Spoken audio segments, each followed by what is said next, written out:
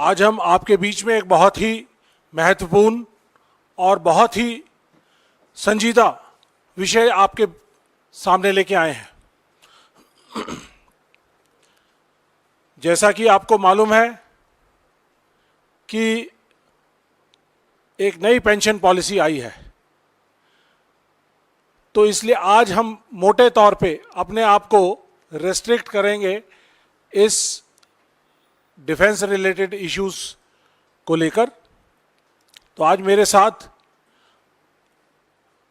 यहाँ मौजूद हैं हमारे साथी संजीव सिंह जी मीडिया डिपार्टमेंट से, हमारे साथी संदेश सिंगालकर जो वेटरन ऑर्गेनाइजेशन से हैं, नागपुर से आए हैं, हमारे साथ में पश्चिम प्रदेश में काम करने वाले कर्नल सुधीर कुमार, ये भी वेटरन ऑर्गेनाइजेशन से संबंध रखते हैं। इसके साथ साथ जैसा कि आप लोगों को इत्तला किया गया था कि हमारे साथ मेजर जनरल सतबीर सिंह, सेना मेडल, जो इंडियन एक्स सर्विसमैन मूवमेंट और United front of ex serviceman इसके चेयरमैन हैं, उन्होंने हमारे साथ शिरकत करनी थी आज, लेकिन अचानक उनके गले में समस्या हो गई तो बोल नहीं पा रहे, तो इस वजह से वो नहीं आए।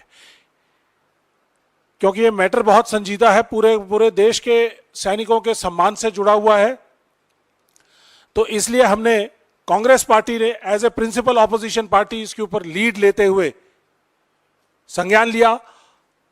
और कांग्रेस पार्टी हमेशा से फौजियों के साथ, देश के सैनिकों के साथ, देश की सुरक्षा प्रणाली के साथ खड़ी है।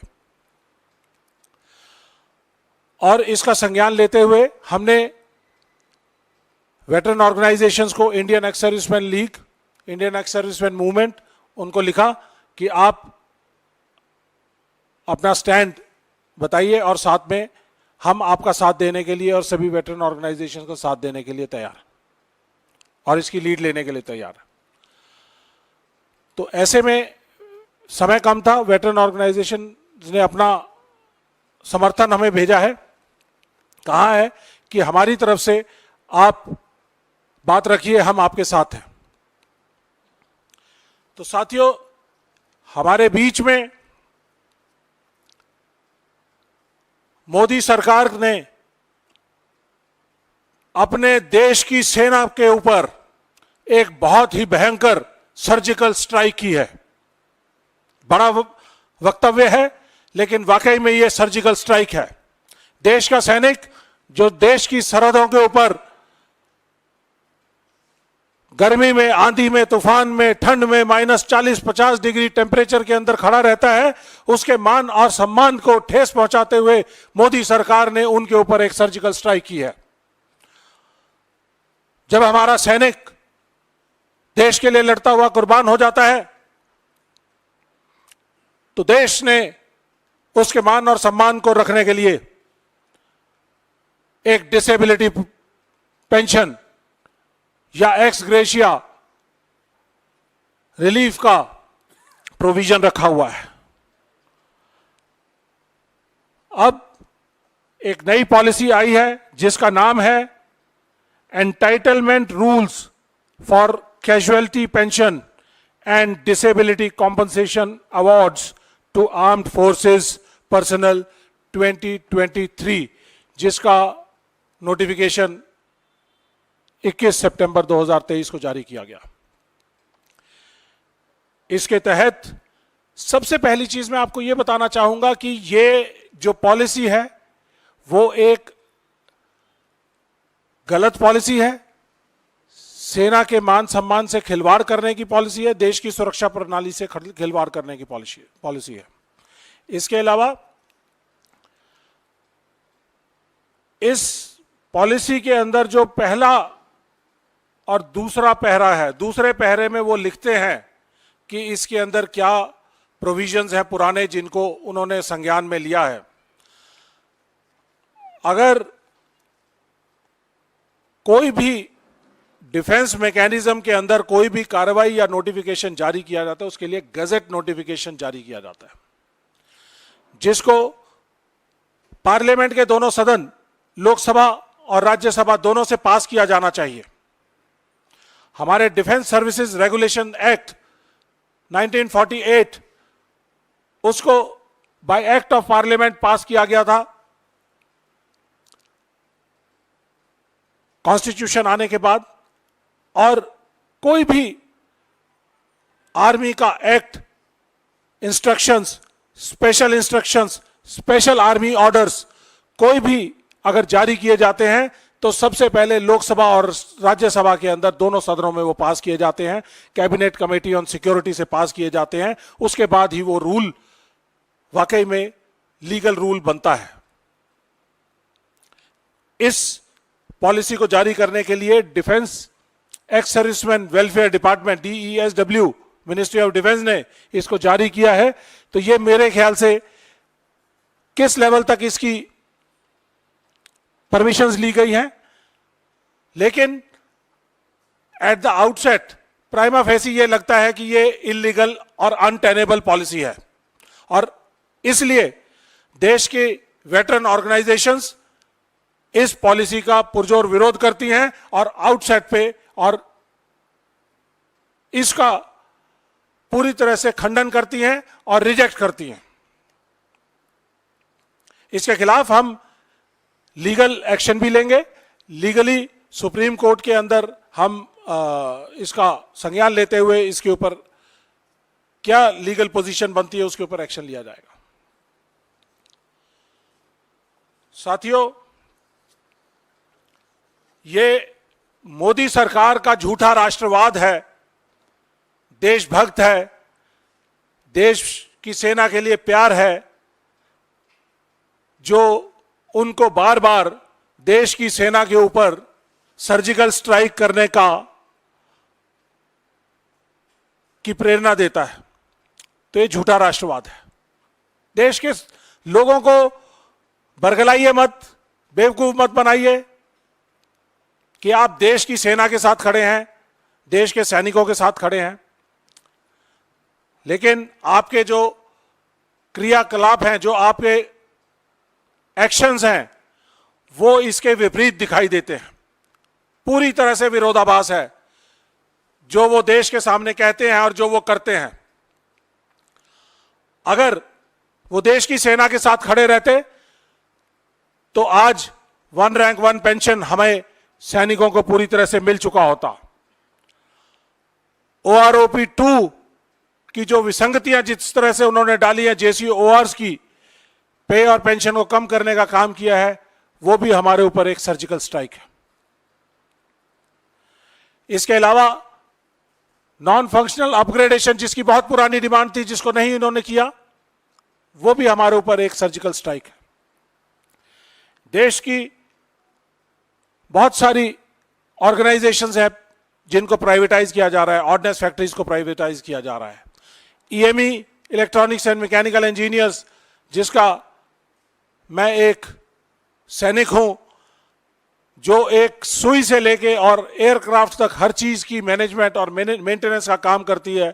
हमारे बिना कोई भी फाइटिंग आर्म्स लड़ाई में नहीं जाता है, क्योंकि कहीं पे भी किसी जगह पे भी रिपेयर मेंटेनेंस की जरूरत पड़ सकती है। तो ऐसी सिचुएशन के अंदर उन्होंने उसको सर्विसेज के बहुत सारे एलिमेंट्स को प्राइवेटाइज करने का काम किया है। देश की कैंटोनमेंट बोर्ड्स को खत्म करने का काम किया है। 62 कैंटोनमेंट बोर्ड्स को, जो 150 साल पुराने कैंटोनमेंट बोर्ड चल रहे थे, उनको खत्म किया गया है। इन्होंने देश के शॉर्ट सर्विस सैनिकों से, जो 5 साल या 10 साल सर्विस करते थे, उनसे उनके बेनिफिट ले लिए। इसी तरह से जो सबसे बड़ा देश की सुरक्षा प्रणाली के साथ प्रहार किया गया है, वो है अग्निपथ या अग्निवीर स्कीम। 1 रैंक 1 पेंशन हम मांगते हैं, वो उनके लिए नो रैंक और नो पेंशन। 18 साल में भर्ती, 19 साल में भर्ती, 22 साल और 23 साल के अंदर रिटायरमेंट, 10 लाख 11 लाख का एक्स ग्रेशिया अमाउंट। क्या वो जिंदगी चलाएगा? नहीं चलाएगा। क्या उनको मेडिकल बेनिफिट मिलेंगे? नहीं मिलेंगे। अगर इस नौकरी के दौरान उनको डिसेबिलिटी हो जाती है, तो क्या उस डिसेबिलिटी को इस पॉलिसी के अंदर कवर किया गया है? नहीं किया गया है। तो अग्निवीर को कैसे डिसेबिलिटी मिलेगी। अगर वो हताहत हो गए या वो शहीद हो गए तो उनको कुछ एक्स ग्रेशिया मिलेगा, लेकिन इस डिसेबिलिटी के अंदर उसके अंदर कोई भी उनका कोई प्रोविजन नहीं रखा गया है। जो सैनिक किसी वजह से सैन्य शक्ति के अंदर काम करने के लिए इनवैलिड हो जाते थे, हताहत होने की वजह से, घायल होने की वजह से, तो वो सेना के अंदर काम करने के लायक उनको नहीं माना जाता था, क्योंकि मेडिकल कंडीशंस ऐसी थी, तो उनको इनवैलिड आउट किया जाता है। पहले कोई भी सैनिक अगर 1 साल में इनवैलिड हो जाता था, सियाचिन में लड़ता लड़ता या हाई ऑल्टीट्यूड में या नॉर्थ ईस्ट में लड़ता हुआ, तो उसके लिए पेंशनरी बेनिफिट्स थे, लेकिन आज वो खत्म कर दिए गए हैं। उसके लिए कम से कम मिनिमम सर्विस कंडीशन लगा दी गई है 10 साल। इसका मतलब 10 साल से नीचे के सैनिक जो है उनको घायल होने का अधिकार नहीं है। क्या ऐसी स्थिति के अंदर हमारी सेना बिना बोझ के, बिना स्ट्रेस के काम कर पाएगी? नहीं कर पाएगी। तो साथियों, ये बहुत सारे इंपॉर्टेंट प्रोविजंस हैं जो मैं आपको बताना चाहता था। अब डिसेबिलिटी पेंशन जो है हमारी, उसके 2 हिस्से हुआ करते थे। एक हिस्सा था सर्विस पेंशन और दूसरा होता था डिसेबिलिटी एलिमेंट। सर्विस एलिमेंट और डिसेबिलिटी एलिमेंट।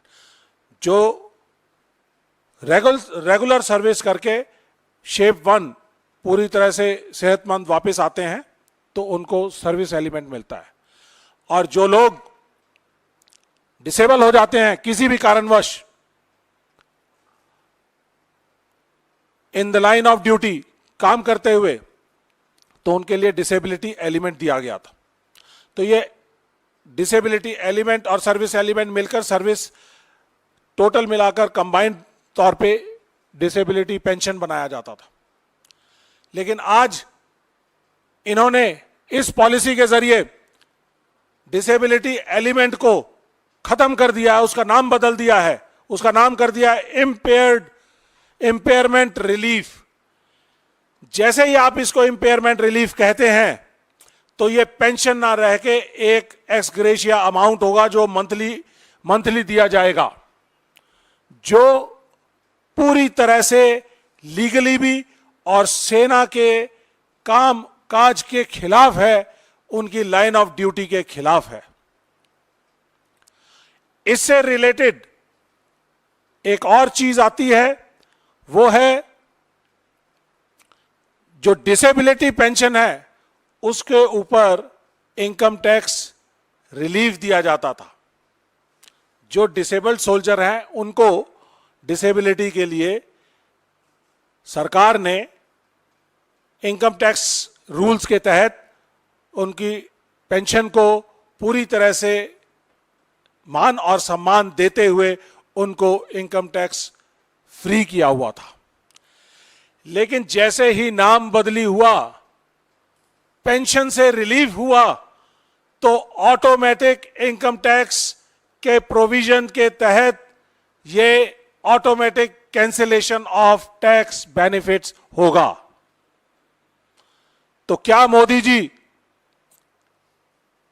देश के सैनिकों का एक दिया हुआ बेनिफिट, इनकम टैक्स रिलीफ का बेनिफिट वापस लेना चाहते थे? और उसके लिए उन्होंने एक ये नई पॉलिसी बनाई जिसके अंदर ऐसे प्रोविजन डाल दिए कि जो देश मान और सम्मान करते हुए उनको टैक्स रिलीफ देता था, वो खत्म कर दिया गया।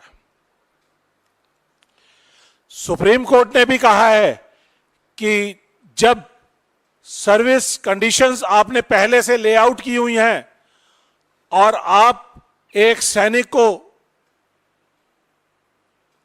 एक मापदंड के तहत शेप 1 कंडीशन के अंदर उसको इंडक्ट करते हैं, तो शेप 1 में ही वो वापस आना चाहिए। अगर शेप 1 में वापस नहीं आता तो किसी भी एरिया में उसने काम किया हो तो उसको डिसेबिलिटी का बेनिफिट मिलना चाहिए, ये सुप्रीम कोर्ट की रूलिंग है। और उसको निगेट करते हुए इन्होंने बहुत ही कानूनों को बहुत ही तोड़ मरोड़ कर पेश किया है इसके अंदर, जो कि देश के सैनिकों के मोराल के लिए, देश की सेना के लिए उनके खिलाफ है। इसके साथ साथ मैं आपको दो पैरेलल ड्रॉ करना चाहूंगा, सिविलियन और डिफेंस डिसेबिलिटी सिस्टम के बारे में। सिविलियन डिसेबिलिटी सिस्टम के हिसाब से गुवाहाटी में बैठे हुए कोई भी सेंट्रल गवर्नमेंट के अधिकारी, जवान या कोई भी पर्सनल, अगर उसको हार्ट अटैक आ जाता है या कोई भी डिसेबिलिटी हो जाती है, कोई प्रॉब्लम आ जाती है, तो वो कवर होती है उनके डिसेबिलिटी रूल्स के अंदर, जिसके लिए कहा वो एक्स्ट्रा ऑर्डिनरी वाला, ये एक्स्ट्रा ऑर्डिनरी पेंशन के ऑर्डर्स है सेंट्रल गवर्नमेंट सर्विसेज के लिए। इसके अंदर हार्ट अटैक जैसी बीमारी जो किसी को भी आ सकती है, स्ट्रेस रिलेटेड इश्यूज कभी भी कॉन्ट्रैक्ट किए जा सकते हैं, तो उसके लिए उन्होंने सेंट्रल गवर्नमेंट सर्विसेज ने सही प्रोविजन किया हुआ है।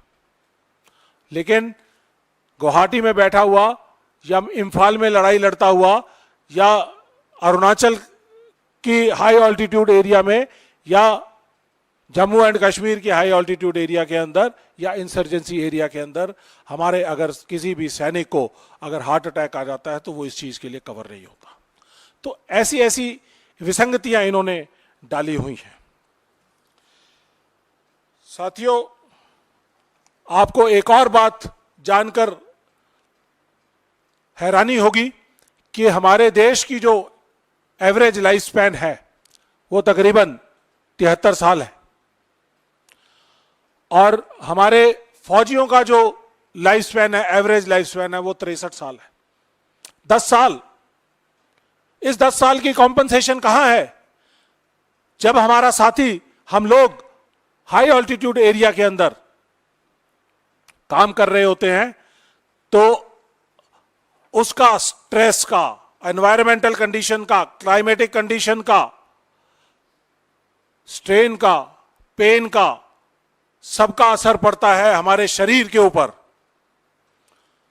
और इसी वजह से हमारी जो एवरेज है, एवरेज लाइफ आम नागरिकों से तकरीबन 10 साल कम है। इस 10 साल की कॉम्पनसेशन कहां है? मोदी जी, मैं सवाल पूछता हूं आपसे कि आपने क्या इन चीजों का संज्ञान लिया जब ये आपने इनको डिसेबिलिटी पेंशन को जिस तरह से आपने कम करने का काम किया, आपने इसका संज्ञान नहीं लिया। आप देश की सेना के बेनिफिट्स को लगातार कम कर रहे हैं। मैं आपको याद दिलाना चाहूंगा, 29 सितंबर 2017 को सर्जिकल स्ट्राइक की गई थी उड़ी सेक्टर के अंदर, और उससे अगले दिन 30 सितंबर को एक मिनिस्ट्री ऑफ डिफेंस से लेटर जारी किया गया जिसके तहत डिसेबिलिटी पेंशन्स को आधा कर दिया गया। देश ने इस सर्जिकल स्ट्राइक का जो सैनिकों ने की उसका तो बहुत समर्थन किया, मोदी साहब ने उसकी वाहवाही लूटी, लेकिन देश के लोगों ने, देश की सभी ऑर्गेनाइजेशंस ने अगले दिन जारी किए हुए नोटिफिकेशन को गलत ठहराया और उस प्रेशर के अंदर मोदी सरकार को इसको वापस लेना पड़ा और वो लेटर विड्रॉ किया गया। आज मैं आप प्रेस के नुमाइंदों से, मैं आप लोगों से सवाल करना चाहता हूं कि आप देश के सैनिकों के साथ खड़े हैं या देश की सरकार के साथ खड़े हैं? देश की सरकार अपने सैनिकों को मान और सम्मान ना देकर उनके एक दिए हुए मान और सम्मान के साथ खिलवाड़ कर रही है। मैं मोदी जी से कहना चाहूंगा, उनके कैबिनेट मिनिस्टर से कहना चाहूंगा, अपने बच्चों को, हम लोग 3-3 महीने की सर्विस काट के आते हैं सियाचिन के अंदर, आप अपने बच्चों को 1 महीने के लिए भेज दीजिए। भेजने का कष्ट करें, हिम्मत करें। अगर आपने ये हिम्मत की और उसके बाद अगर उनको कोई डिसेबिलिटी या कोई परेशानी हुई तो हम फिर अगर आप ऐसा काम करेंगे, इतना साहस दिखाएंगे, तो हम आपसे ये डिमांड नहीं करेंगे। आप भेज के तो देखिए, लेकिन आप में इतनी हिम्मत और ताकत नहीं है। साथियों, इसके अलावा हमारा स्टैंड बड़ा क्लियर है। सभी वेटरन ऑर्गेनाइजेशंस इस डिसेबिलिटी के खिलाफ हैं। इस डिसेबिलिटी के साथ जो आने वाले और प्रॉब्लम्स हैं, जो मैंने आपको बताया कि डिसेबिलिटी एलिमेंट खत्म होते ही, जैसे ही हमारे सैनिक की डेथ होती है तो ये डिसेबिलिटी एलिमेंट चला जाएगा, जिसको इंपेयरमेंट रिलीफ कहा जाता है, कहा जाएगा आज के बाद। और जो हमारी विधवाएं हैं, विधवा पेंशन, जो फैमिली पेंशन दी जाती है, अगर 100 रुपया पेंशन थी तो 100 रुपया का 60% उसको कर दिया जाता है जब सैनिक की, वेटरन की डेथ हो जाती है। और अगर उसको 100 रुपए के साथ 100 रुपया और डिसेबिलिटी पेंशन मिलती थी तो उसको 60 जमा 60 120 रुपया विधवा को पेंशन मिलती थी सैनिक के जाने के बाद। आज उसी विधवा को 100 रुपए का जो इंपेयरमेंट रिलीफ है वो खत्म हो जाएगा। 100 रुपए की सर्विस पेंशन जो है उसमें से सिर्फ 60 रुपया मिलेगा, तो उसकी 200 रुपए की पेंशन घटकर सिर्फ 60 रुपया रह जाएगी। 140 रुपया परसेंटेज में अलग अलग रैंक के लिए, अलग अलग लोगों के लिए अलग अलग होगा, लेकिन इतना बड़ा रिडक्शन जब आप करोगे तो देश में हाहाकार मचेगा। देश के पूर्व सैनिक सड़कों पे उतरेंगे। आज का सैनिक कल का पूर्व सैनिक होगा, और हर सैनिक का मान सम्मान रखना सरकार का काम है।